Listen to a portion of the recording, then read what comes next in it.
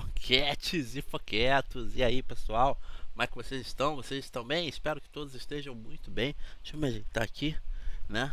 Nesse dia, não sei se você está vendo de dia, de tarde, de noite. O importante é que você está acompanhando aqui esse conteúdo. Muito obrigado por você estar aqui, obrigado por seu comentário. Lembrando, se você viu estreia, significa que... Exatamente, eu não estou ao vivo, isso aqui é gravado, tá bom? Então se você mandar mensagem pra mim, ou como boa noite Frank, ou boa tarde Frank, bom dia Frank, aí tudo bem Frank, como é que você tá? Eu não vou conseguir responder pra você, tá bom? Apenas depois. Mas deixe seu comentário aqui porque é de suma importância para fazer com que esse conteúdo aqui alcance outras pessoas e também o algoritmo entenda que esse conteúdo é relevante e com certeza mais pessoas vão chegando aqui no canal. Muito obrigado, como sempre, a todas vocês foquetes e foquetos que fazem com que esse chat aqui no ao vivo seja incrivelmente movimentado e com certeza sempre no respeito, isso que é muito legal também, vamos falar a verdade, né? Então vamos que vamos, muito obrigado por você estar aqui. Já sabe, se você puder me ajudar com essa meta, o QR Code está ali no cantinho, é só apontar a câmera do seu celular, vai te levar diretamente lá para a AirPix, onde você vai estar podendo deixar a sua mensagem e fazer a doação mínima de R$2, tá bom? Caso você não consiga fazer pelo QR Code, está aqui o cocoloco@gmail.com para você aí sim deixar 10 centavos, 50 centavos, não importa, o importante é você contribuir. Se não der para fazer isso, não tem problema nenhum, só aí você tá aqui deixando seu comentário e deixando seu like, já tá me ajudando pra caramba, pode ter certeza, tá bom? Mas vamos lá, porque aqui agora mais um documentário da Record Europa, tá? Aqui vocês estão vendo que eu já trouxe alguns dessa Record Europa, né? Que sinceramente eu até achei bem legal, tá? Os documentários que aqui estavam. E vou lá mandar mais um, tá? Que dessa vez é esse vídeo aqui, ó. Doc Investigação, o caso do jogador Daniel. Eu não sei exatamente do que se trata isso aqui, na verdade eu nunca me vi nem falar, mas vamos ver aqui comigo, beleza? Já deixei a minha contribuição ali embaixo no like. Obrigado por você estar aqui, bora comigo. 3, 2, 1, let's go. Bola tocada pro Daniel de novo. Lindo lance, bateu cruzado. Gol! O corpo do jogador do São Paulo, Daniel Correia Freitas, foi encontrado numa mata em São José dos Pinhais. Nossa. Diferenciado, foi cortado o pênis. Que Ele tava isso, cara? nu, só com uma camiseta, e a cabeça tava praticamente decepada. O Daniel primeiro tá morto, depois ele tá assassinado, depois ele é um estuprador que merecia estar morto. O empresário Edson Brites Júnior, suspeito de matar o jogador, foi preso. Eu peguei a faca porque eu queria capar o Daniel. Essa é a verdade. Caraca, maluco, que isso, cara? Tirou as calças, subiu em cima de mim, passou o pênis, tirou fotos, né, que eu vi depois. Meu pai falava, filha, ele tava em cima da tua mãe. Nunca vi meu pai com aquele olhar que ele me olhou. Eu escuto a Cristiana falar pra mim, mata lá na rua. E aquilo me soa como um isqueiro. Você tá culpando a Cristiana. Todo grande crime guarda um segredo. Ajuda. Qual é o segredo desse caso? Você tinha que ser atriz, moça. Tinha que ser a Mulher Maravilha, viu? Porra, você tem uma beleza de temícera, assim. Ela bateria direitinho para um elenco do filme de Mulher Maravilha, tá? Ela tem uma imponência bem legal.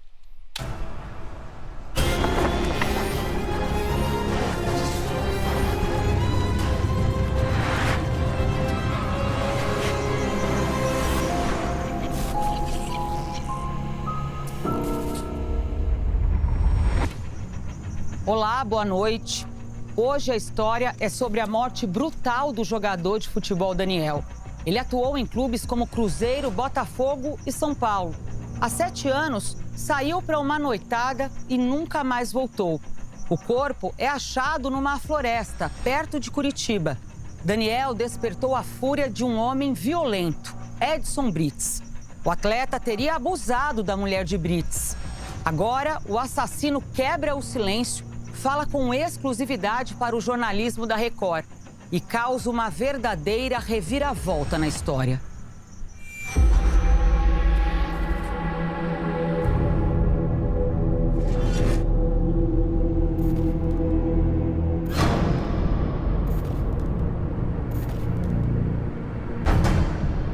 A primeira entrevista de um homem condenado a 42 anos de prisão.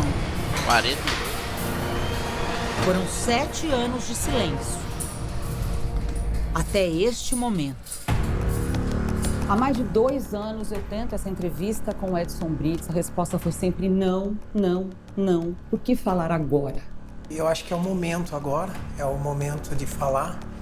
Há segredos nesse crime não revelados? Sim.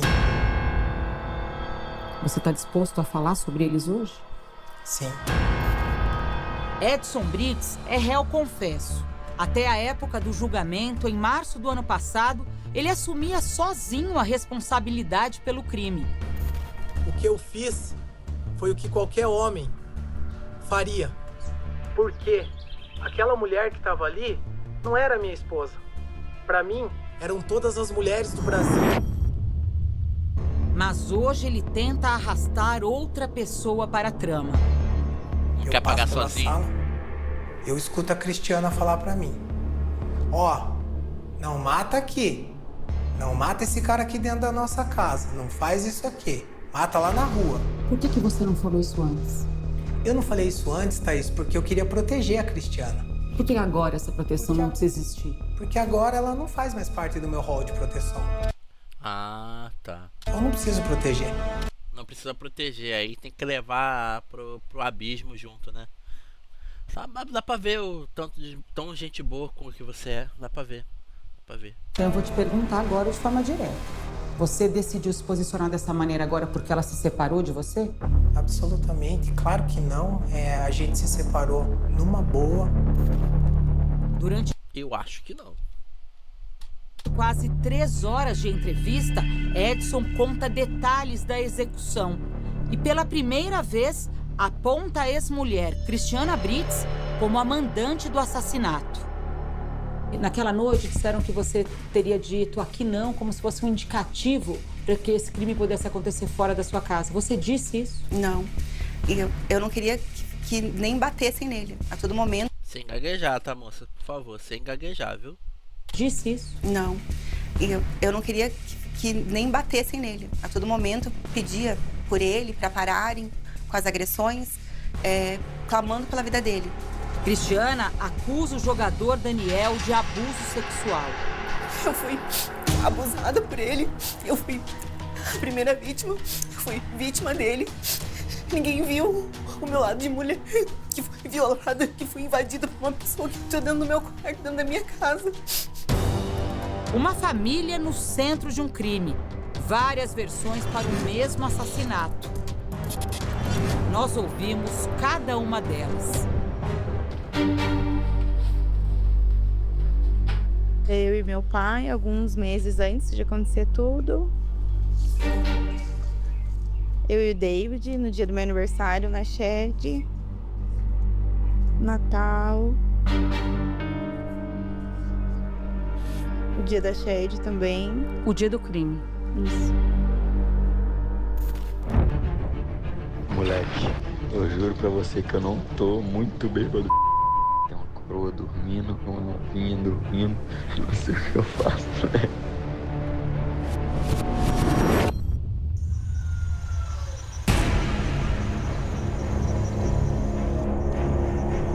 Bonito, hein? Havia uma poça sangue mais ou menos nessa região. Bem na beira da estrada aqui, né? Grande? Uma poça grande, bem volumosa. Tomava quanto aqui? Ela pegava mais ou menos 1 metro de diâmetro. E onde é que estava o corpo? Mas nessa região aqui tinha uma faixa de isolamento da polícia militar, né? Que estava fechando em torno dessas árvores, né? E daí o corpo estava bem no meio ali. Ele estava bastante ensanguentado, emasculado e com esse corte profundo na região posterior do pescoço aqui. Uma tentativa de degola, que a gente fala, né? O corpo do jogador do São Paulo, Daniel Correia Freitas, foi encontrado numa mata em São José dos Pinhais. Ele estava em Curitiba para o aniversário de 18 anos de Alana. O empresário Edson Brites Júnior, suspeito de matar o jogador, foi preso. O crime aconteceu durante uma festa na casa do empresário. Daniel foi espancado por Edson Brites Júnior e pelo menos outros 4 convidados. Para a polícia, o motivo seria uma suposta relação de Daniel com a mulher do empresário.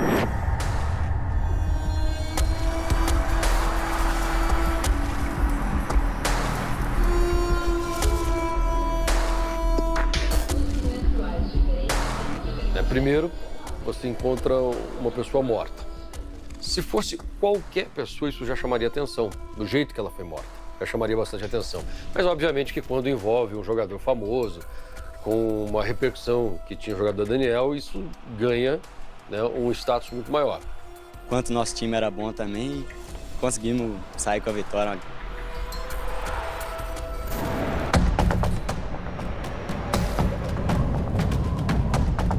O Daniel, ele nasceu em Juiz de Fora, cidade da zona da Mata Mineira. Logo pequeno veio aqui para Conselheiro Lafayette. Ele cresceu nesse bairro. Olha pra cá. É porque. A gente procurou a mãe do Daniel, né? Mas ela disse que não quer gravar entrevista. Por que será, né? Porque reviveu uma dor, né? Que agora, depois do julgamento, deixar essa história de lado. Pediu que eu Eu vi quanto tempo tem esse caso aqui, tem 5 meses também. telefonasse pra ela. Vamos ligar pra ver. E Eliana, vamos começar falando como é que era, né? O Daniel, a personalidade dele, como é que ele era? Ele era muito tranquilo. Sempre todo mundo gostou muito dele, desde pequenininho.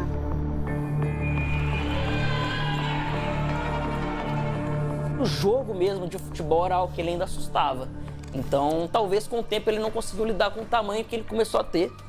E com a pouca idade, né? O Daniel morreu com 24, o auge da carreira dele foi com 20. Em nenhuma profissão no planeta você tem o auge da carreira com 20.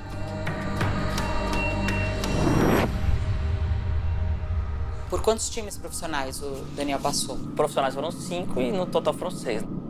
Tentaram provocar em alguns momentos, mas a gente teve tranquilidade, a gente sabe levar isso tranquilo. Na base ele fez pelo Cruzeiro e profissional Botafogo, São Paulo, Ponte Preta, Curitiba, São Bento. O grande auge dele foi numa partida Botafogo e Criciúma em 2014, no qual o Botafogo ganha de 6-0 e o Daniel faz 3 gols.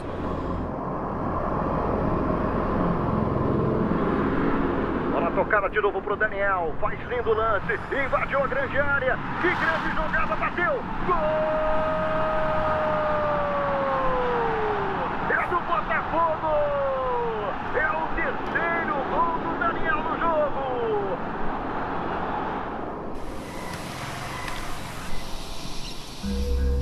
Tive a oportunidade de dirigir o Botafogo no ano 2014.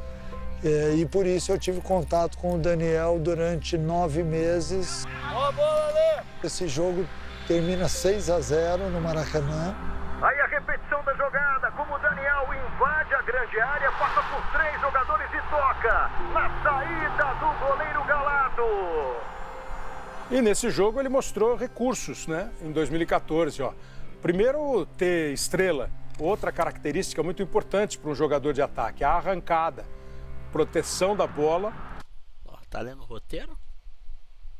Porra. Sabe olhar pra câmera, não? Chegar na cara do goleiro e ter a frieza para tocar na saída do goleiro. É o jogo que faz o Daniel ser mais observado pelos clubes brasileiros.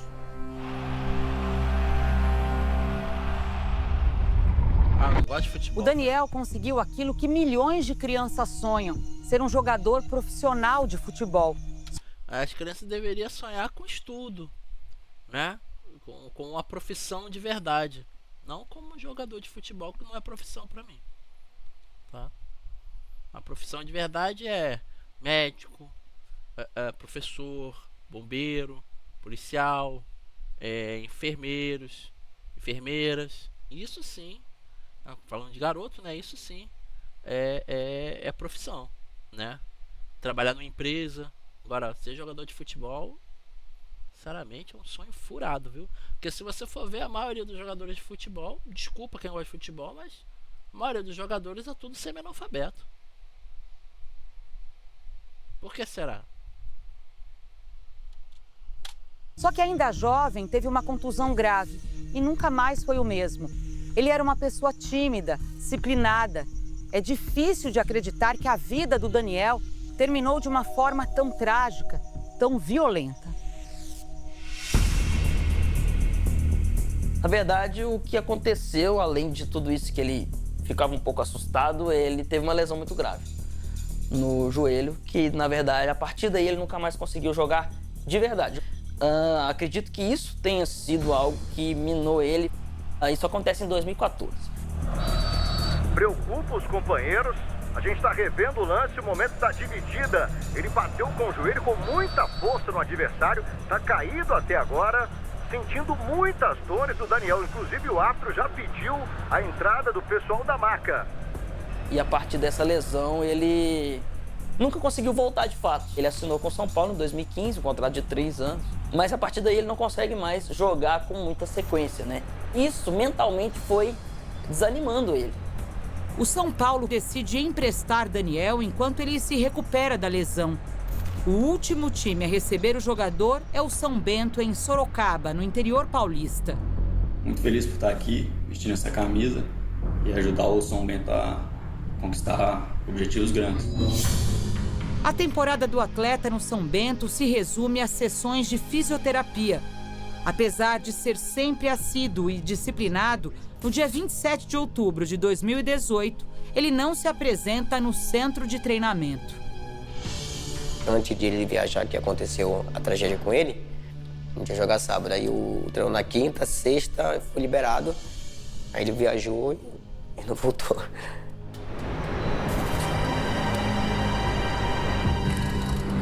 Eu sou Gabriel Luiz Basso, retornando para casa, vi a poça de sangue, vim atrás para ver do que se tratava e acabei encontrando o corpo do Daniel.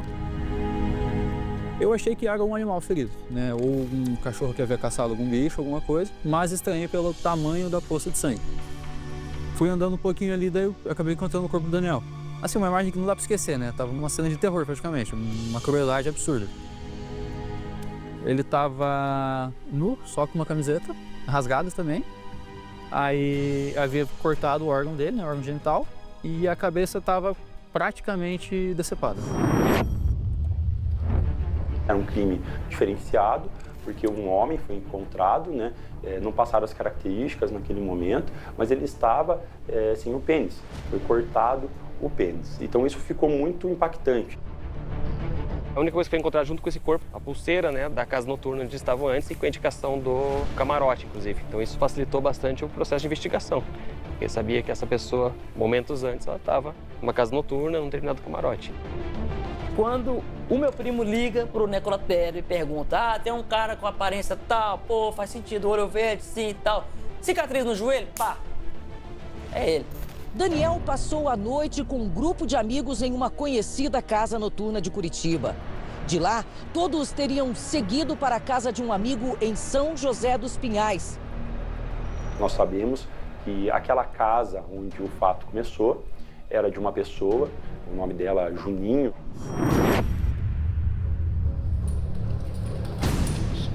Qual era o seu apelido? Juninho Riqueza. Por quê? Porque a gente brilhava em tudo do melhor para a família. Então, tudo que eu quis do bom, primeiro pensava na minha família. Em morar bem, em andar num carro legal, porém, sempre trabalhando para ter o que a gente teve. Falaram coisas que não eram verdades de mim, coisas que eu nunca fiz. O quê? Que eu era envolvido com coisa errada, que eu mexia com coisa errada, que eu era miliciano. Ele tinha um relacionamento social com policiais que eram investigados, que eram acusados de corrupção. Mas ainda assim não significa que faz parte do todo. Tudo bem que é aquele negócio. Quem anda com porco farelo come, com certeza. Mas às vezes você apenas conhecer alguém que é ligado a isso ou aquilo, não significa que você também seja, né? Então de repente até mesmo imputar só porque o cara conhece não é tão difícil, né? Na verdade é bem fácil até. E de vários outros crimes, como o tráfico de drogas, facilitação para o crime organizado. Nada disso é verdade. A gente sempre teve muito amizade. Apesar de negar ter qualquer envolvimento com atividades criminosas, Edson Brits confirma a receptação de um celular, uma moto e de um carro roubados. A polícia te acusa de receptação de carro roubado. Isso é verdade? Foi um crime que eu respondi, sim, e infelizmente eu fui enganado mesmo na questão. E na questão da minha moto, eu tinha uma moto que eu comprei, ela estava no nome de uma pessoa que cometia crimes, mas eu não sabia. Você usava um celular no dia do crime, segundo a polícia? Aí é foda, né, meu amigo? Aí complica, né? Como você não sabia. Pô. O celular havia sido roubado. Eu comprei o celular numa loja e, infelizmente, esse telefone disse que era produto de um crime, de uma pessoa que tinha morrido, tinha sido assassinada. E foi essa a situação do telefone. Com essas informações a respeito do passado de Brits, a polícia começa a buscar uma possível ligação entre a família dele e a morte de Daniel. E logo a investigação descobre que o jogador conhecia a Lana, a filha de Edson. Que a última coisa que eu cogitaria seria um assassinato, porque o Daniel nunca brigou com uma formiga. Mas e aí uma prima minha falou, gente, eu conversei com uma menina que chama Alana, que ele tava na casa dela, chama Alana Brits, e que ele só saiu da festa, pegou um Uber e foi embora. Ela, de maneira dissimulada, falou que não tinha visto o jogador Daniel. A mãe dela disse a mesma coisa. O pai da Alana Brits, que é o Edson Brits, ele também disse que não tinha visto o jogador Daniel. O caminho do Daniel se cruzou com o da família Brits aqui no Batel, esse bairro badalado de Curitiba. Ele conhecia só a Lana, tinha sido convidado para um aniversário no ano anterior e foi novamente chamado para a festa dela. E aquela foi uma noite muito conturbada, que começou na Boate Shed, que funcionava aqui nesse prédio. Que não existe mais. Todo mundo fala que o Daniel estava com um comportamento muito questionável naquela noite, indo atrás de várias mulheres, bastante alterado, tinha consumido bastante bebida alcoólica. Você chegou a falar com o Daniel na balada? Não. Você nem sabia quem era ele? Eu sabia quem era ele porque ele foi no aniversário de 17 anos da Lana, um ano antes. Foi a única vez que eu vi ele. Sobre o Daniel, como que vocês se conheceram? Eu conheci ele através do Instagram. Está. Que ano que vocês se conheceram? 2017. 2017. Vocês se aproximaram por interesse amoroso? Acredito que parecia ser um interesse por ser algo a mais, mas nunca aconteceu nada entre nós dois. Foi mais pela amizade depois que a gente se conheceu. Um ano depois, eu convidei ele novamente para o meu aniversário. Ela resolveu fazer um aniversário. Pegou 2 camarotes, fez uma lista. Em uma semana ela organizou tudo o aniversário. Você lembra quanto você gastou na festa, no todo?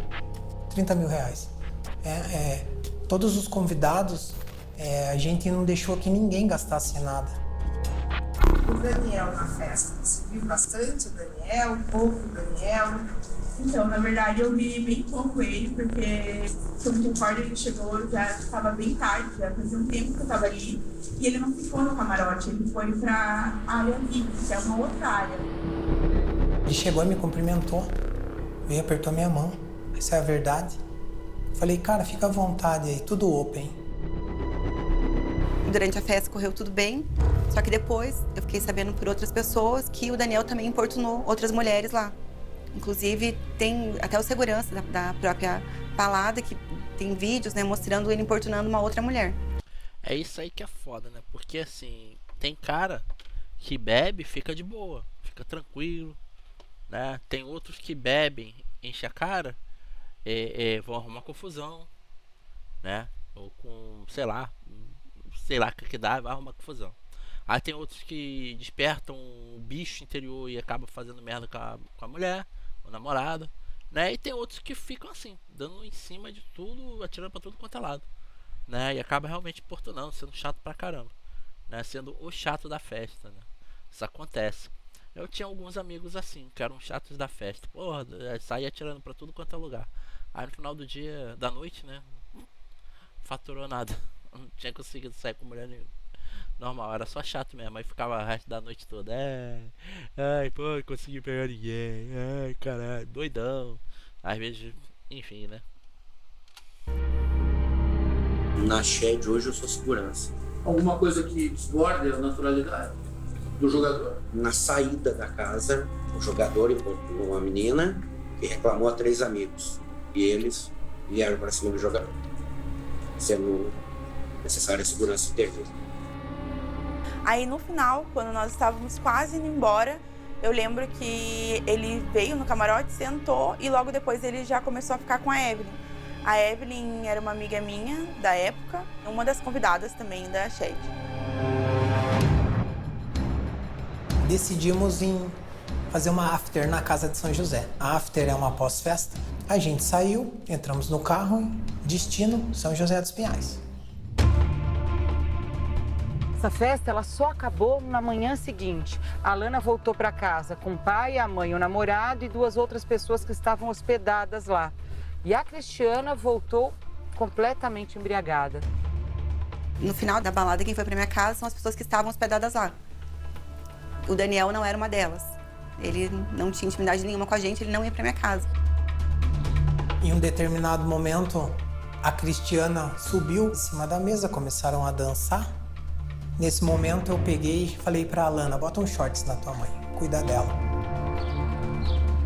A Evelyn me mandou uma mensagem falando, amiga, não fica brava comigo, tô indo pra sua casa. O cara que eu fiquei, o jogador, algo assim, ele tá junto. E ele, amiga, só que eu não quero mais ficar com ele, porque ele tá sendo meio invasivo, ele tá pegando em mim.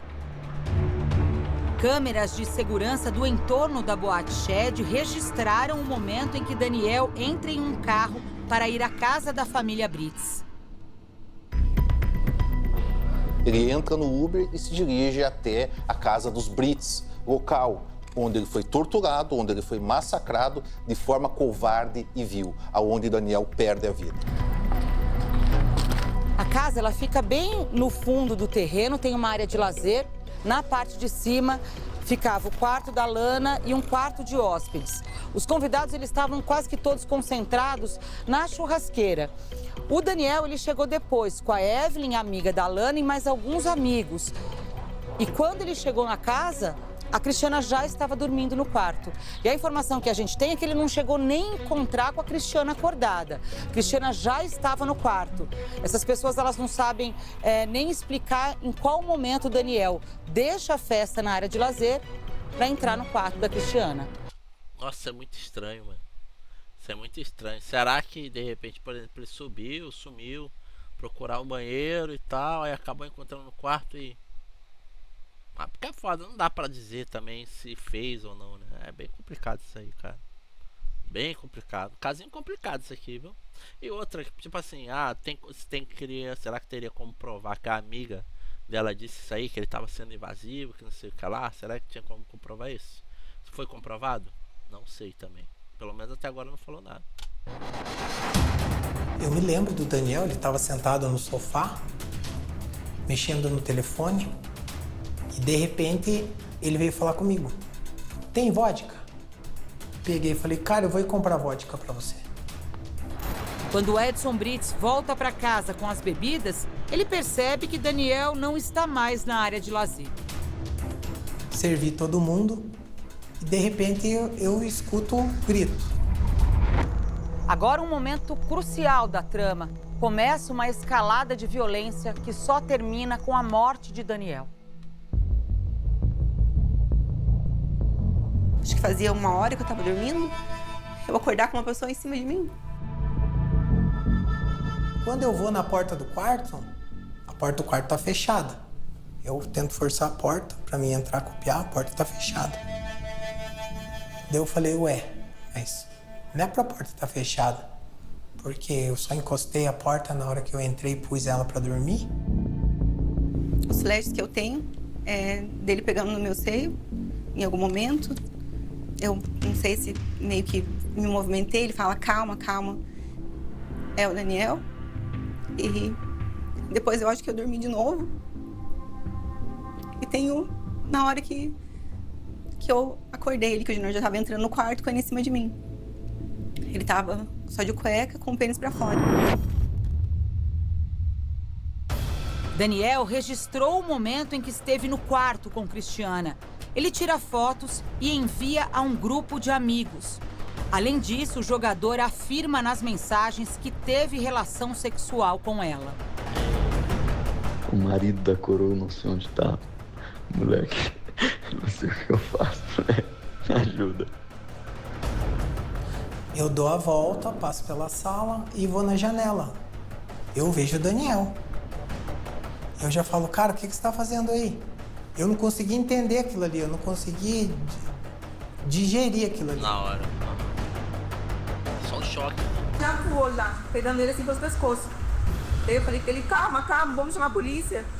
Eu vi que ele não ia parar, só que tomado com ódio. Primeiro eu olho aquilo e falo, cara, o que é isso? O que tá acontecendo? O que significa isso? E já começa a bater no Daniel. Nisso a Cristiana caiu da cama. Pior que isso aí é um tipo que um ato meio que automático, né? Quando o cara surpreende, assim, pelo menos na maioria das vezes, né? Acredito eu. É um ato assim de traição e tal. Acho que a primeira coisa que pensa aí, o cara pensa é isso aí mesmo. É avançar em cima do maluco, tirar de cima e sei lá. O que vai acontecer depois eu não sei. Acho que ninguém sabe, né? A raiva toma, o instinto, né? O ódio no momento ali toma conta, domina, né? E que não é sentimento de proteger a mulher, não, tá? É pura raiva mesmo de tá sendo enganado e de também tá perdendo o controle sobre aquela pessoa que tá com ele, né? Então, tipo, como é que eu posso dizer isso? Um sentimento de posse que tá sendo tirada dele, algo do tipo assim, sabe? Mas claro que isso não é com todo homem, né? Mas tem alguns aí que vê dessa forma. Pulou a janela por onde eu entrei. E nisso já vieram os meninos. Mas a porta não estava trancada? Não faz sentido, então eles arrombaram a porta. E aí, quando eu entrei na porta, eu já vi a cena do meu pai segurando o Daniel. Ela fala que entrou, então não arrombaram a porta simplesmente abriu sozinha. Cueca pelo pescoço. E meu pai falava, filha, ele tava em cima da tua mãe, no meu quarto, na minha cama. Meu pai, assim, indignado, sabe? Nunca vi o meu pai com aquele olhar que ele me olhou. Eu tava na minha casa, lá é o meu lar. Aquela cama era a cama que eu dormia. Lá é a minha casa. Não era um puleiro, não era uma fuleiragem. Lá era um ambiente inviolável, intocável. Foram procurar isso comigo. Foram atiçar, aguçar o ódio, a ira, a raiva, a violência dentro de uma pessoa que até então era tranquila. Você pensou em chamar a polícia? Eu pensei, inclusive a todo momento eu pedia para alguém chamar. Meu celular, não sei onde estava, como eu falei, eu cheguei embriagada em casa. Provavelmente estava no carro, não sei onde estava meu celular, eu não tinha como chamar. Mas a todo momento eu pedia, por favor, chame a polícia. Vocês não pensaram em todo mundo se juntar para impedir seu pai, tanto das agressões quanto de levar o Daniel dali? Eu lembro que meu celular estava descarregado e eu... Nossa, todo mundo com o celular descarregado, desaparecido. Porra! Estranho, hein? Eu perguntava pra minha mãe, cadê teu celular? Ela falava, não sei onde é que tá meu celular. Então, sabe, parece que realmente aconteceu tudo como tinha que acontecer e tava todo mundo em choque. Eu bati mais do que todo mundo, com certeza. Minha fúria, minha raiva era maior. E os meninos entraram ali, o que tá acontecendo? O que tá acontecendo? Eu falei, cara, esse maluco aqui, esse cara maluco tá aqui. Vários jovens que estavam na casa participaram das agressões. 3 deles... O maluco tá dançando rastapé ali, pô? É rastapé ou tá chutando o maluco? Arrasta-pé. Aqui, esse cara maluco tá aqui. Eu sei que é simulação. Vários jovens que estavam na casa participaram das agressões. Olha que engraçado. 3 deles responderam pelo crime. David Volero, Igor King e Eduardo Ribeiro. Quem estava batendo? Quando eu cheguei lá, tava o Cleiton, o King e o David. Aí eu comecei a agredir ele também. Você vai ver agora o momento mais polêmico de toda essa história. O assassino Edson Brits falando muito claramente que a ex-mulher Cristiana é a mandante do crime. Eu saio com o Daniel, depois de um tempo, eu escuto a Cristiana falar pra mim. Não mata aqui. Não mata esse cara aqui dentro da nossa casa. Não faz isso aqui. Mata lá na rua. E aquilo, ao meu ver, me soa como um isqueiro, um estopim. Dá pra acreditar nessa versão? Olha, de coração, dá pra acreditar. Rolou? Não. Até porque uma mulher que sofre esse tipo de coisa, cara, no momento ali que ela mais quer é liquidar com isso, né? Que não, pra não acontecer nunca mais. E eu entendo isso, não tem problema nenhum, tá? Agora, se aconteceu mesmo, não sabemos. Mas é possível? É possível. É possível. Porque até então, a minha ideia sempre foi ficar ali e chamar a polícia. O que te soa como esse estopim? Acho que não, né, meu amigo? Uma vez que você já entrou espancando a pessoa, eu acho que a ideia nunca foi essa, não. Esse gatilho. Ela falando, ó, não mata aqui.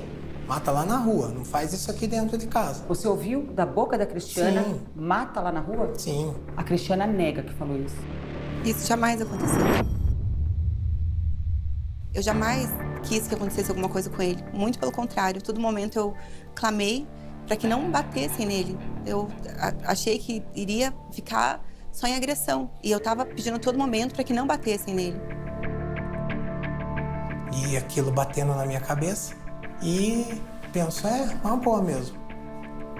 Aquilo me soa como uma ordem, um dizer. Você tá culpando a Cristiana. Eu tô falando pra você o que aconteceu. Eu não tô aqui pra culpar ninguém. Quem vai culpar a Cristiana não sou eu. Mas você tá fazendo isso automaticamente, acusando ela, tá culpando a pessoa. Se você quer ouvir a verdade de mim, você vai ouvir a verdade. Logo em seguida, com a ajuda de Igor, Eduardo e David, Edson Brits coloca Daniel ainda vivo e ensanguentado no porta-malas do carro. Eu entro lá, dentro da cozinha, pego uma faca, volto pro carro e a gente sai. Brits entra em contradição quando tenta explicar por que levou a faca. Quando você saiu de casa, qual era a sua ideia? O que você queria fazer com o Daniel? Era largar ele num lugar pelado para ele passar vergonha. E para que a faca? Era isso. Eu peguei a faca sim, mas não com o intuito de matar ninguém.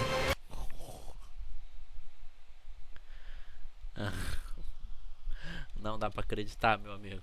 Não dá.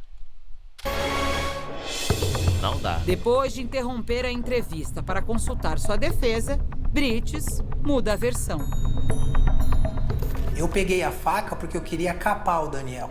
Essa é a verdade. Ah, tá. É que ele não poderia mentir, no caso, né? Senão ia complicar pra ele. Tudo bem. Eu peguei aquela faca porque a minha ideia era capar o Daniel, castrar ele, pelo que ele fez.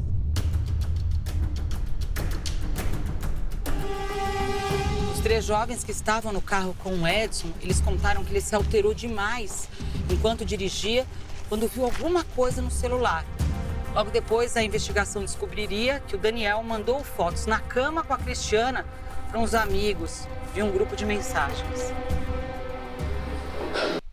É isso que é foda, né, cara? De repente, o idiota, o cara aí, pra mim é imbecil, tá, gente? Não fez nada, só deitou na cama, tirou as fotos e fez ali. Fazer gracinha pros amigos. Sabe? E acabou pagando com a vida. Então, quando o Edson tem... Porque, vamos falar a verdade, isso não é brincadeira que se faça. Menos ainda, se você entra na casa de uma pessoa, você deve total respeito a ela. Não tem essa de você ir subir, entrar no quarto dos outros, ficar olhando, deitar na cama. Não, você não foi convidado. Você está convidado para ficar naquela área ali, dali pro banheiro, do banheiro para lá, de volta. Isso que ele fez foi um abuso, foi invasão de privacidade, com certeza. Tá? E infelizmente ocasionou nisso. Em outras palavras, procurou e conseguiu o pior. Tem acesso àquelas mensagens, acesso à foto, que é uma foto bem explícita, ele acaba ficando transtornado. Então nós temos um acúmulo mental, a sucessão de fatos que foram acontecendo naquela noite. A gente vai tendo uma somatória de situações que resultam na atitude dele. E uma dessas desses momentos, digamos assim, é o momento em que ele pega o celular e acessa as mensagens e as fotos. Aqui, uma nova reviravolta. Pela primeira vez, Brites afirma que as fotos que teriam sido o gatilho para o crime foram enviadas a ele pela própria Cristiana. Chegou no caminho, tocou meu telefone, celular. Pego para atender, vejo quem tá me ligando, rejeito a ligação. Cristiana estava me ligando. Eu não atendi 2 vezes, ela me mandou 3 fotos, que eram as fotos dela lá na cama que o Daniel tinha tirado. Até então não tinha visto. Como a Cristiana teve acesso a essas fotos? Ela estava com as fotos, mandou para mim. Eu vejo essas fotos e logo uma mensagem de voz junto. A Cristiana reafirmando o que ela tinha falado para mim lá atrás. O que ela disse? Mata. Olha aí o que ele fez, ó. Mata. A defesa da Cristiana alega que você estava com o telefone do Daniel, que você viu a foto que o Daniel enviou para o primo e as mensagens e que ali você teria decidido matar. Não. Você estava com o telefone do Daniel? Não, o telefone do Daniel foi destruído lá na casa. Brites afirma ter mantido este áudio em segredo até hoje. Mas quando pedimos para que nos mostre a mensagem... As mensagens que estavam no seu celular, o que você fez com elas? Elas permanecem no meu celular ainda. Eu não tenho mais esse aparelho, né? Mas elas permaneceram lá, normal. Com quem tá esse aparelho? Isso é uma coisa que a minha defesa pediu para mim manter ainda em off. E quem sabe numa oportunidade... O celular nunca foi apreendido pela polícia? Nunca. Eu gostaria de ter acesso a essas mensagens. Nesse momento, a resposta é não. Você entende que é estranho você não me entregar esses áudios dizendo que tem os áudios? Sim, faz muito tempo. No mínimo estranho. Faz muito tempo, né? A gente tá falando de 7 anos, né? Vou te pedir de novo, me entrega esses áudios. Como eu te disse, no momento certo, pode ter certeza que vai aparecer esse telefone. Pode ter certeza que vocês vão ser os primeiros a ver, mas a gente tá falando de um crime. Por que você acha que eu tenho obrigação de mostrar um telefone de um crime para você? Não tenho obrigação de mostrar. Você veio aqui por livre e espontânea vontade e disse que sua ex-mulher te mandou matar o jogador Daniel, que você recebeu um áudio, que você tem um áudio. É natural, eu como jornalista que eu te peça. Verdade. Senão eu não estaria fazendo meu trabalho. E é natural eu falar para você que quem vai ter acesso a esse telefone primeiro é a justiça.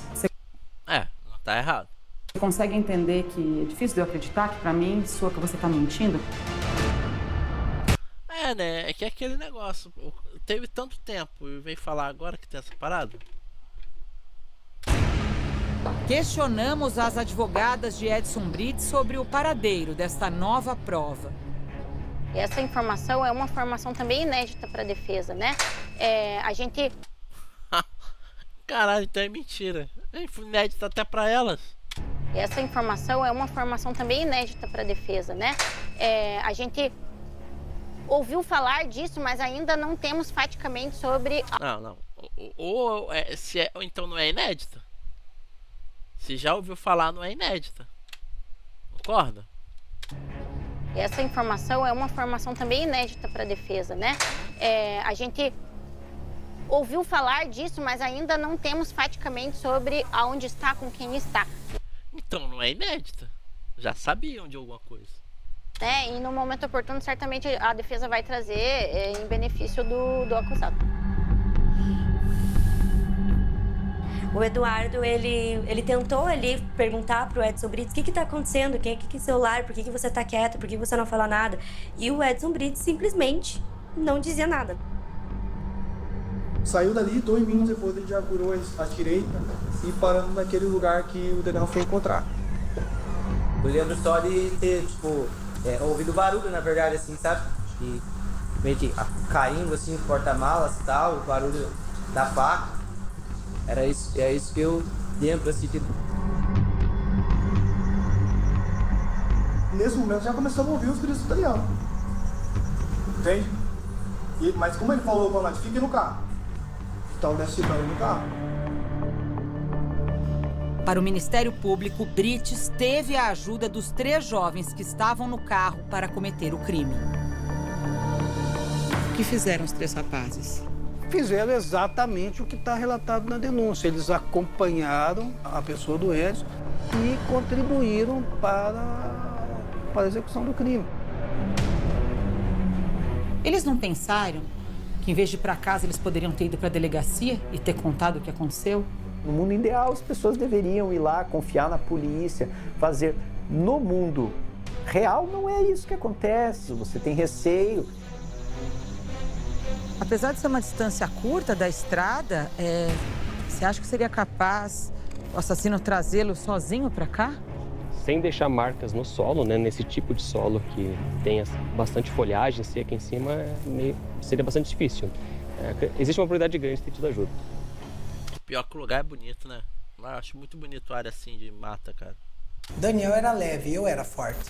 Eu tava com 95 quilos. Ele era um atleta, mas ele era magro, bem miudinho. Peguei ele com muita facilidade do carro, sozinho. Como eu... É enfático, né? Sozinho, só eu mesmo. Peguei ele com muita facilidade do carro, sozinho. Como eu sempre disse, e é a verdade, eu cometi esse crime sozinho. Se o Daniel tivesse sido arrastado, teria sangue num rastro. Isso não foi encontrado ali. A acusação acredita que ele foi carregado e que, pelo peso e pela situação, o Edson precisou de ajuda. Na visão da defesa, esse rastro, ele está comprovado, está lá, e óbvio que dias depois a gente não vai ter um sinal de tecido humano, de sangue, em relação quando tem orvalho, quando tem chuva, quando tem uma série de situações, não vai estar, depois de alguns dias, lá ainda de uma forma preservada esses indícios. Havia muito sangue aqui? Tinha menos sangue do que na beira da estrada ali, mas tinha um pouco de sangue sim sobre o corpo, né? E o que isso indica? Tem mais sangue lá do que no local onde o corpo foi encontrado? Provavelmente a maior lesão ela foi produzida lá, ao desembarcar do veículo, né? Essa morte foi produzida nessa região. Eu desço do carro, os meninos estão todos em choque, os três estão em choque, e tudo acontece. Eu não quero dar detalhes porque eu acho que é muito triste. Essa parte do homicídio em si. É muito triste, mas na hora que tinha que fazer, você fez, né? Mas é triste, concordo. Mas não pensou duas vezes em fazer. É muito triste. Eu já estava fora de mim, numa violenta emoção, que é o que eles falam, que o que acontece com a pessoa que fica cega. Quando eu vi, já tinha acontecido. Eu vou para trás do carro, abro o porta-mala. Quando eu vi, já tinha acontecido. Qual é a sequência de golpes para a perícia? O que a perícia acredita? Para a perícia é meio complicado você dizer exatamente se houve aquela, por exemplo, a lesão lá, imasculação antes ou depois da morte, né, ou daquele corte realizado no pescoço. Primeiro foi a degola e depois foi a emasculação. Então, não houve requinte de crueldade. Eu com certeza acho que é o contrário, tá? Com certeza acho que é o contrário. Primeiro ele quis fazer o doido lá sofrer com a dor, aí depois quando ele desmaiou por culpa da dor, ele foi lá e tentou finalizar. Só que nem conseguiu, né? Não foi um crime com requinte de crueldade. Imagina. Não houve o requinte de crueldade. Imagina, você emascular alguém puramente porque tá com ódio, não é requinte de crueldade não. Requinte de crueldade não, imagina. É requinte de crueldade, não requinte. Só lembrando. Crueldade ele ocorre quando a pessoa sofre para morrer. Isso é requinte de crueldade. Então, se vocês não sabem, fiquem sabendo. E o Daniel, infelizmente... Tudo bem, professor. Muito obrigado. Infelizmente, não foi dessa forma que aconteceu. O pênis mesmo não havia sido encontrado pelo serviço de perícia e aí os policiais eles pediram para que o Juninho indicasse, né, aonde ele jogou, e aí acabaram encontrando, né, estava num galho de árvore, né, daquela região, porque segundo foi relatado, né, ele foi cortado, né, e arremessado. O Edson vai o caminho de volta para casa. Num determinado momento, se não me engano, ele para numa loja, pede pro David comprar uma roupa, uma camiseta para ele, comprar água para ele se limpar. Ele se desfaz da faca também do crime e daí voltam para casa. Meu pai chegou e os meninos estavam com a mesma roupa, mas meu pai estava com uma roupa diferente. E eu olhei assim para ele assustada, ele só veio, me abraçou e me falou: "Me perdoa, filha, me perdoa". E eu falei: "Pai, perdoar pelo quê? O que tá acontecendo?". Quando que ele contou que ele assassinou o Daniel? Ele nunca chegou assim para mim e falou: "Matei, matei". Mas ficou pelo contexto subentendido? Eu entendi com certeza, principalmente por ele estar com outra roupa. Eu achei estranho ele estar com outra roupa. Seria natural você falar com a Cristiana. Por que você não falou com ela? Eu não tive coragem de falar com a Cristiana. Por quê? Porque eu tava em choque. Mas ela não te perguntou? Você matou? Quando a gente voltou, fomos em 5 e voltamos em 4, eu acredito que ela nem precisava me perguntar. E não o fez. A gente tá falando de um assassinato, Brito. E eu tô te respondendo.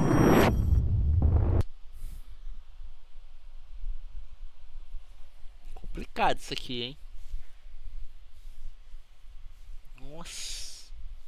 Que o cara, ele fala mesmo, né? Agora, se ele tá aumentando ou inventando. Logo depois do crime, o Edson Brits ele começa a fazer uma operação para tentar esconder todas as provas desse assassinato.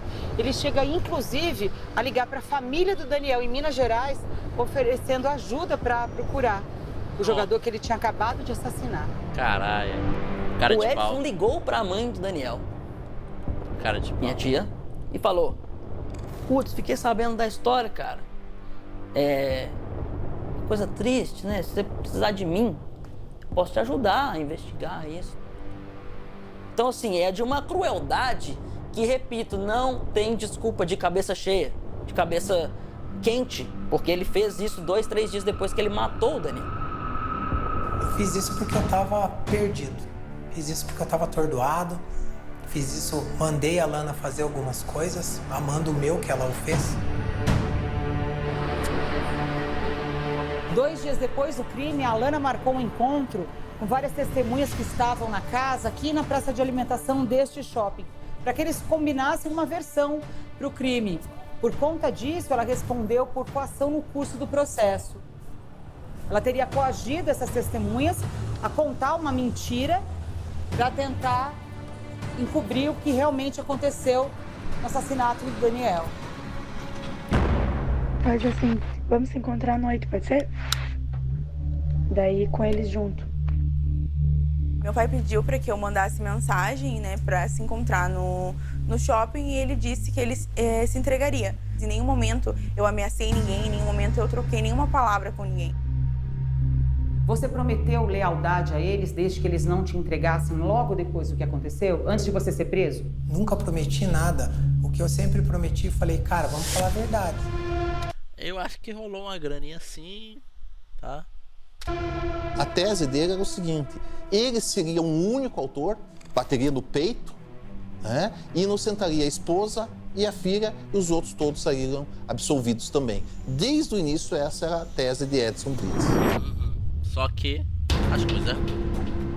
Os 3 jovens que estavam no carro foram absolvidos do crime. Depois do julgamento, David Volero se casou com Alana Brits. Aqui é um conflito de interesse. Um dos meninos hoje é marido da sua filha, que estava no carro, e o outro é um parente seu primo, Eduardo e David. Você está protegendo esses 2? Absolutamente. Ninguém me ajudou. Você está entregando a sua ex-mulher. Você entregaria o marido da sua filha? Se tivesse errado, com certeza. Você entregaria seu primo? Sem pensar. Foi aquilo que eu te falei, cada um vai comer o que tá no prato. Bom, olhando, ouvindo também da forma que ele fala, e o olhar dele aqui, né, bem vidrado, assim, dá até pra acreditar, porque, tipo assim, a gente tá vendo que ele só entregou a mulher porque a mulher não tá mais com ele. Provavelmente que algum pacto foi quebrado, daí por raiva ele tá fazendo isso. Provavelmente, né? Mas, sei lá, cara. Pior que na hora da raiva tu cria uma força que tu fica até sobre-humano, né? Então dá até pra acreditar que ele realmente fez tudo sozinho e tal. Mas será mesmo? De repente eu tô enganado. A frase que a Cristiana teria dito ao Brits, "não mate aqui", também foi o argumento do Ministério Público para acusá-la de ser uma das autoras desse homicídio. Mas ela acabou absolvida.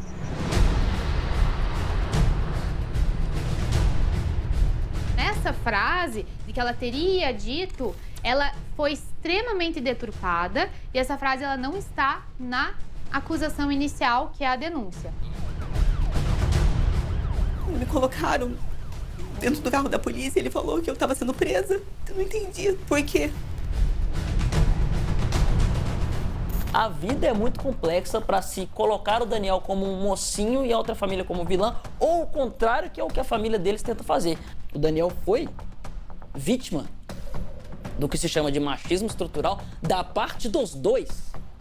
Porque se o Daniel entra num quarto no qual ele não foi convidado e começa a mandar fotinha, ele quer pagar de machão. É. Se um outro cara vê e faz isso e ainda corta o pênis dele, é pra mostrar que eu sou mais macho ainda.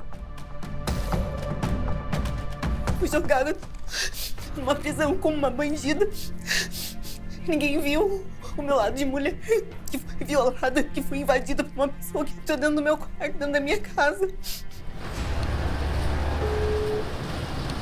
É uma pergunta difícil, né, Eliana? Mas você acha que o Daniel agiu corretamente ali naquela casa com a Cristiana? Então, eu não sei, porque ele não teve direito de falar, né? Ele não teve direito de se defender. Agora, as coisas que ela fala, não dá pra entender, porque ela falava que ele estava em cima dela, passando as mãos nos seios dela. E como é que ela ficou quietinha? É, porque ela é meio estranho também, porque ela fala que viu, aí depois apagou de novo, aí depois acordou, ele tava em cima dela. É meio estranho também. Porque eu acho que assim, que quando uma mulher está deitada em sua cama, em seu quarto, em sua casa, e tem alguém em cima dela que ela não conhece, ela não vai dormir de novo. Ela vai despertar na hora. Porque é um senso comum de sobrevivência. Instinto de sobrevivência. Ela vai gritar, ela vai espernear, ela vai se debater, vai fazer o que for. Ela não vai dormir de novo. Enfim. Sei lá, acho isso meio explicado. Isso meio mal explicado, na verdade. Eu não sei porque ele foi lá, e muito menos acho que ele tá correto de invadir um quarto no qual, pelo visto, ele não foi convidado.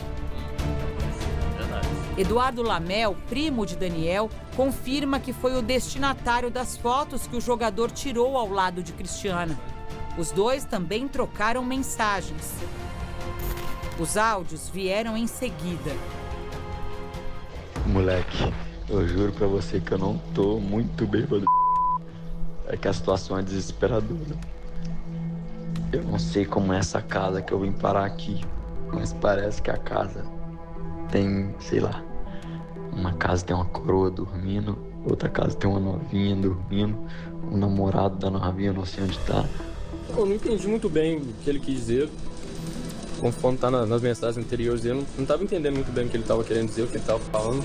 Não imaginei que fosse acontecer o que aconteceu, então na hora que eu achei que ele tava só comentando como que tava a resenha, como que era o lugar. Eu até sou grata, sabe, por ele ter tirado essas fotos. Ele deixou a maior prova, sabe, de que ele estava abusando de uma mulher indefesa. E esse julgamento moral, ele reflete uma sociedade que é muito, né, pautada e tem base no machismo estrutural, infelizmente. Então, no tribunal... Esse bagulho de machismo estrutural, puta que pariu. Porra, não tem outra conversa, não? Porra, tudo e qualquer coisa é machismo estrutural. O patriarcado. Porra. Muda o disco. Tudo bem, existem homens ainda que são machistas, sim, existem. Existem. Dada a criação, dado o jeito. Mas muitos evoluíram. Não evolui quem não quer. Tá? Então esse negócio de machismo estrutural, acho que já tá um disco arranhado aí já, tá? Porque praticamente isso não existe mais hoje em dia, uma vez que uma mulher consegue lidar muito bem, criar filhos sozinha, trabalhar, voltar para casa, fazer comida ainda e acordar no dia seguinte para ir trabalhar de novo. Só lembrando, tá?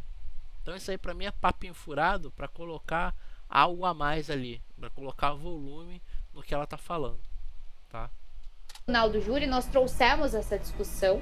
Os jurados conseguiram entender que a Cristiana, ela não deu causa ao próprio estupro. Não, né? Claro que não, né? Mas a pessoa acordar, ver que tem uma pessoa estranha na cama e depois dormir de novo, é estranho. No seu entendimento, a Cristiana não é autora desse homicídio e nem coautora? Eu, particularmente, entendo que em relação a ela, ficou bem claro que ela se viu envolvida naquela situação ali e ela não teria como controlar a conduta das pessoas que estavam fazendo isso com o Daniel. Até porque ela não estava nem presente e também não estava em 100% de sua condição, né? Uma vez que ela estava ainda sob efeito de álcool.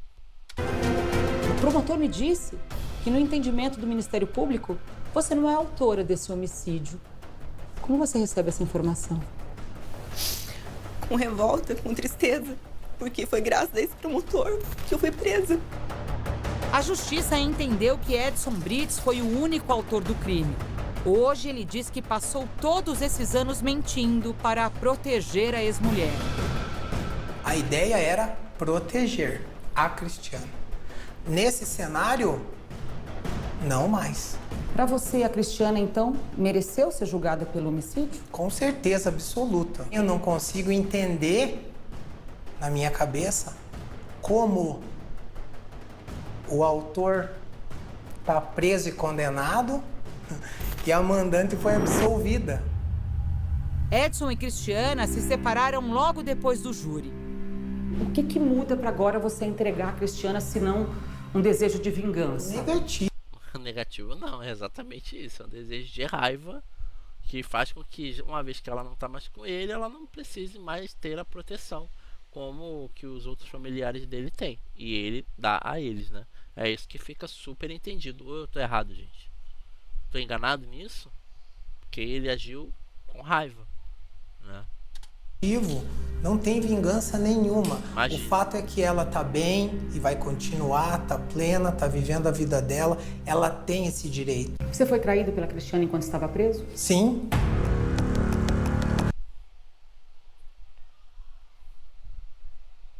Então não é raiva, né? Tá bom. É uma coisa que colocaram na sua cabeça, né? Agora, Edson coloca em dúvida até o abuso que Cristiana sofreu no quarto no dia do crime. A cena que você viu ali era de uma violência sexual? Até então, ao meu ver, sim, era. Mas, como eu te disse, eu só vi ele. Eu só consegui ver ele e ela na cama. Mas aí não faz sentido. Por que ela pediria pra você matar um rapaz que ela franqueou a entrada no quarto pra ter uma relação sexual? Pra que ela ia pedir pra matar?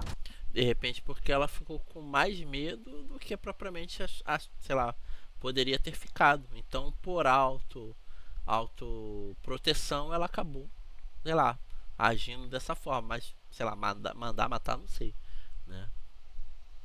Porque eu peguei ela no pulo com o cara em cima dela, foi por isso. Depois de tudo eu entendo isso.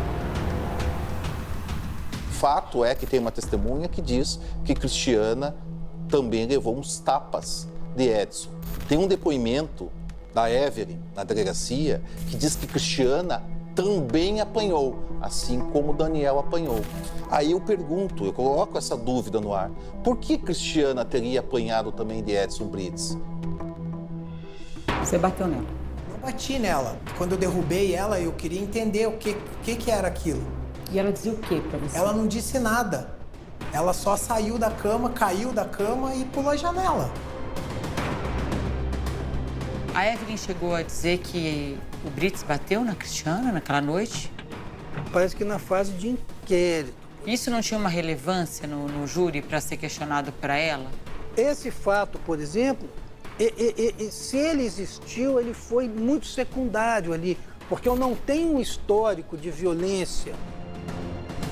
Alguns meses antes do assassinato do jogador Daniel, já existiam boletins de ocorrência contra o Edson Brits feitos pela própria esposa e pelo pai de Edson Brits também. Ele teria ameaçado a esposa de morte. Está no boletim da Polícia Militar. Então, se você pega todos esses históricos, Edson Brits nunca foi uma pessoa de paz, como ele dizia. Você era um homem violento? Não, absolutamente. Você já tinha uma queixa de violência doméstica contra Cristiano. O que aconteceu? Sim, você veja, uma queixa não é um processo não é uma condenação, entendeu? Eu acredito que casais brigam. Foi uma briga que a gente teve, uma discussão por ciúmes da parte dela comigo e infelizmente aconteceu isso. Eu estava num lugar com os meus amigos, numa tabacaria, e ela pedindo para mim vir embora e eu falei, já vou. Quando eu cheguei, ela ficou chateada. Seu pai já havia demonstrado algum episódio de violência ou reação a alguma Nunca. situação? Nunca tenho presenciado, pelo menos. Ele era calmo? Até aquele dia? Como que era? Sim, meu pai sempre foi muito protetor, sempre foi muito amoroso. Eu te pergunto se você era um homem violento e se a Cristiana te considerava um homem violento, porque se a Cristiana achasse que você era um homem pacífico, como você disse que você era, de onde que ela ia tirar um pedido de assassinato? Sua mulher, então, achava que você era capaz de assassinar alguém? Eu acredito que sim. Se ela me incumbiu daquela missão e falou aquilo pra mim, eu acredito que sim. Cristiana não comentou o histórico criminal do ex-marido. Hoje, em liberdade, Alana, a amiga dela, Evelyn, e Cristiana Brits foram condenadas por crimes secundários ao assassinato de Daniel, como a limpeza da casa onde aconteceu o espancamento. Eita. Eu tinha uma filha de 11 anos e ela tinha ficado na casa dos meus pais. E no sábado, minha filha ia voltar para casa. Foi por esse motivo que foi limpa a casa. A criança ia voltar no sábado? Curioso. Com um monte de gente e álcool na casa.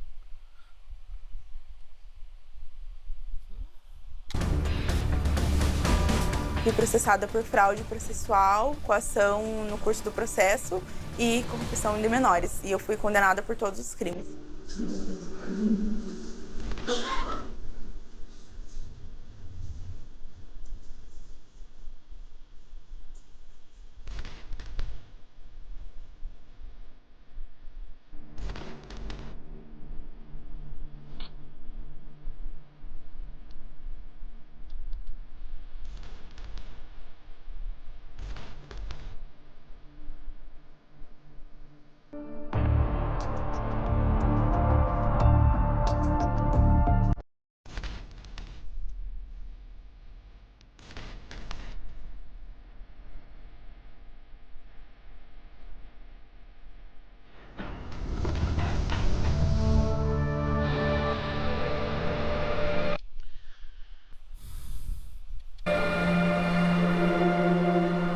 É um crime medieval, no sentido literal mesmo. Um crime que acontecia na Idade Média, com quem era um herege, né? Você queima vivo, você corta a cabeça, ou algo assim. Algo que a gente pensava que só existia em filme e livro. Só que não, pelo jeito. Graças a Deus, eu não lembro deles, eu não tenho eles na minha cabeça, nem o Edson. Eu tenho o Daniel nos meus pensamentos, muito. Da minha mãe. E eu tenho essa felicidade de ter ele, não ter os assassinos dele. É, meu povo. Cara, é um caso bem curioso, viu? Bem curioso esse caso aqui. Sinceramente. Sei lá, eu não sei o que dizer. Eu sei que é muito estranho, porque é o que eu falei. Dava pra ver já nos vídeos lá, tem prova, né, de que o cara tava alterado pra caramba também e tal. Mas ainda assim isso não justifica o fato dele estar no quarto de uma pessoa que ele não conhece, né? Tirou as fotos ali, lá que foi pra pagar de bonzão mesmo? Ou será que aconteceu? Por que eu tô dizendo isso agora? Porque é muito estranho, uma vez que ela mesmo fala que ela acorda ele tava com a mão no seio e tal. Aí ela apaga. Porra, como assim apaga?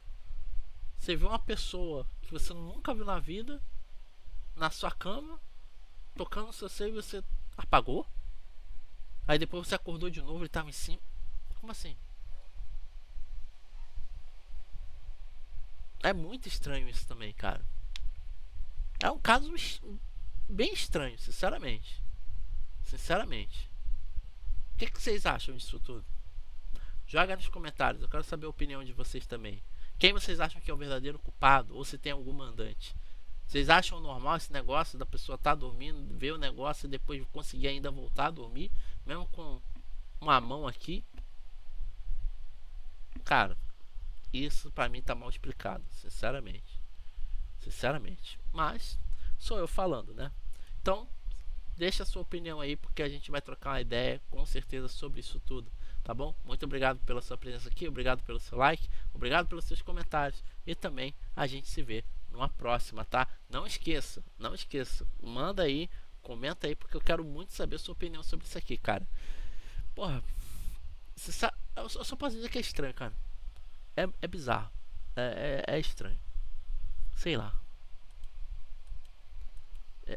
É bem estranho, na boa.